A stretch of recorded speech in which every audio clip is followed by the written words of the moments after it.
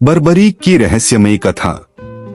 महाभारत का समय धर्म और अधर्म के बीच सबसे बड़ा युद्ध होने वाला था। लेकिन इस महान युद्ध के पीछे एक ऐसी कहानी भी छिपी है जिसके बारे में बहुत कम लोग जानते हैं। यह कहानी है उस योद्धा की जिसके पास केवल 3 तीर थे, लेकिन उनकी शक्ति इतनी भयानक थी कि वे पूरे युद्ध को कुछ ही क्षणों में समाप्त कर सकते थे। उस योद्धा का नाम था बर्बरीक। बर्बरीक कोई साधारण बालक नहीं था। वह महान पांडव भीम का पोता और पराक्रमी राक्षस योद्धा घटोत्कच का पुत्र था। उसकी माता का नाम मोरवी था, जो स्वयं एक वीर और बुद्धिमान स्त्री थीं। बचपन से ही बर्बरीक में अद्भुत शक्ति दिखाई देने लगी थी। उसकी आंखों में साहस था और हृदय में धर्म के प्रति गहरी श्रद्धा। मोरवी ने अपने पुत्र को केवल युद्ध करना ही नहीं सिखाया, बल्कि यह भी सिखाया कि सच्चा योद्धा हमेशा कमजोर की रक्षा करता है। यही शिक्षा आगे चलकर बर्बरीक की सबसे बड़ी प्रतिज्ञा बन गई। युवा होने पर बर्बरीक ने सोचा कि यदि उसे महान योद्धा बनना है तो उसे दिव्य शक्तियों की आवश्यकता होगी। इसलिए वह हिमालय की ओर निकल पड़ा और भगवान शिव की कठोर तपस्या करने लगा। दिन बीतते गए, महीने बीत गए, बर्फीली हवाएं चलती रहीं, लेकिन बर्बरीक का संकल्प अडिग रहा। अंततः उसकी तपस्या से प्रसन्न होकर भगवान शिव प्रकट हुए। उन्होंने कहा, वत्स, मैं तुम्हारी तपस्या से प्रसन्न हूँ। मांगो, क्या वर चाहते हो? बर्बरीक ने हाथ जोड़कर कहा, प्रभु, मुझे ऐसी शक्ति दीजिए जिससे मैं धर्म की रक्षा कर सकूं। तब शिव ने उसे 3 दिव्य बाण प्रदान किए। ये साधारण तीर नहीं थे, ये थे अमोघ तीर। पहला तीर उन सभी लक्ष्यों को चिन्हित करता जिन्हें नष्ट करना हो। दूसरा तीर उन वस्तुओं को चिन्हित करता जिन्हें बचाना हो। और तीसरा तीर पहले तीर द्वारा चिन्हित सभी लक्ष्यों को नष्ट कर देता। सबसे आश्चर्यजनक बात यह थी कि तीर अपना कार्य पूरा करके वापस बर्बरीक के तरकश में लौट आते थे। जब बर्बरीक अपनी माता के पास लौटा तो उसने गर्व से अपने 3 दिव्य तीर दिखाए। मोरवी ने अपने पुत्र से एक वचन मांगा। उन्होंने कहा, पुत्र, याद रखना, सच्चा योद्धा हमेशा कमजोर का साथ देता है।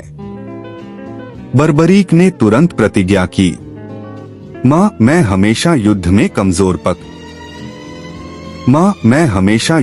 कमजोर पक्ष का साथ दूंगा। यह प्रतिज्ञा सुनने में बहुत धर्मपूर्ण लगती थी, लेकिन भविष्य में यही वचन महाभारत के लिए सबसे बड़ा संकट बनने वाला था। समय बीतता गया। फिर एक दिन बर्बरीक को समाचार मिला कि कुरुक्षेत्र में पांडवों और कौरवों के बीच महान युद्ध होने वाला है।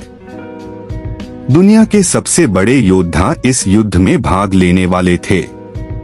बर्बरीक का हृदय उत्साह से भर उठा। उसने सोचा, यह वही समय है जब मैं अपनी शक्ति से धर्म की रक्षा कर सकता हूँ। वह अपने 3 तीर और धनुष लेकर कुरुक्षेत्र की ओर चल पड़ा।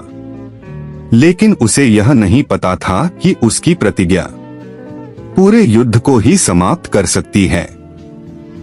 जब भगवान कृष्ण को बर्बरीक के आने की खबर मिली तो वे गंभीर हो गए।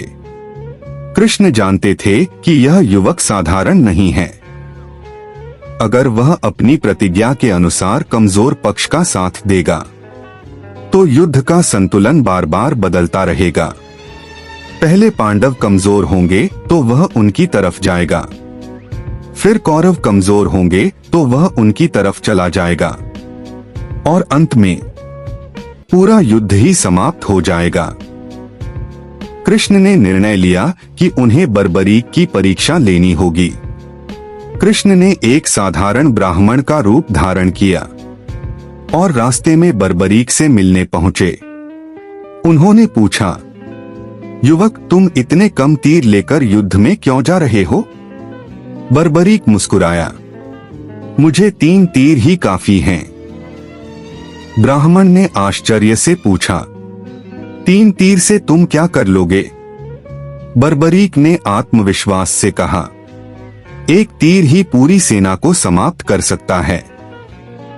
ब्राह्मण बने कृष्ण ने उसकी परीक्षा लेने के लिए कहा, क्या तुम इस पेड़ के सभी पत्तों को एक ही तीर से भेद सकते हो? बर्बरीक ने तुरंत धनुष उठाया। उसने एक तीर छोड़ा। तीर बिजली की तरह पेड़ के चारों ओर घूमने लगा और एक एक करके हर पत्ते को भेदने लगा। लेकिन कृष्ण ने चुपचाप एक पत्ता अपने पैर के नीचे छिपा लिया। तीर अचानक कृष्ण के पैर के पास मंडराने लगा। बर्बरीक समझ गया कि कोई पत्ता छिपाया गया है। उसने कहा, ब्राह्मण देव, कृपया अपना पैर हटा लें, अन्यथा तीर आपके पैर को भी भेद सकता है। कृष्ण ने पैर हटाया और तीर ने उस पत्ते को भी भेद दिया। अब कृष्ण को पूरी तरह समझ आ गया कि यह युवक कितना शक्तिशाली है। तब कृष्ण ने उससे कहा, युवक, मैं तुमसे दान मांगना चाहता हूं। बर्बरीक ने उत्तर दिया, ब्राह्मण देव, जो चाहे मांग लीजिए। कृष्ण ने कहा, मुझे तुम्हारा सिर चाहिए। एक क्षण के लिए वातावरण शांत हो गया, लेकिन बर्बरीक ने बिना हिचकिचाए अपना सिर दान करने का निर्णय ले लिया। उसे समझ आ गया था कि सामने खड़े ब्राह्मण कोई साधारण व्यक्ति नहीं है। कृष्ण ने उसका सिर एक ऊंची पहाड़ी पर स्थापित कर दिया ताकि वह पूरा महाभारत युद्ध देख सके। युद्ध के 18 दिन तक बर्बरीक का सिर सब कुछ देखता रहा। जब युद्ध समाप्त हुआ तो कृष्ण ने उससे पूछा, तुम्हारे अनुसार इस युद्ध को किसने जीता? बर्बरीक ने उत्तर दिया, मैंने युद्ध में केवल आपका सुदर्शन चक्र और देवी काली की शक्ति को लड़ते देखा। बाकी सभी योद्धा तो केवल भाग्य के हाथों की कठपुतलियां थे। कृष्ण ने बर्बरीक की भक्ति से प्रसन्न होकर उसे वरदान दिया, कलयुग में तुम्हें मेरे नाम से पूजा जाएगा। आज राजस्थान के खाटू श्याम टेम्पल में लाखों भक्त बर्बरीक को खाटू श्याम के रूप में पूजते हैं। बर्बरीक की कहानी हमें यह सिखाती है कि सच्ची शक्ति केवल हथियारों में नहीं होती, बल्कि धर्म, त्याग और भक्ति में होती है।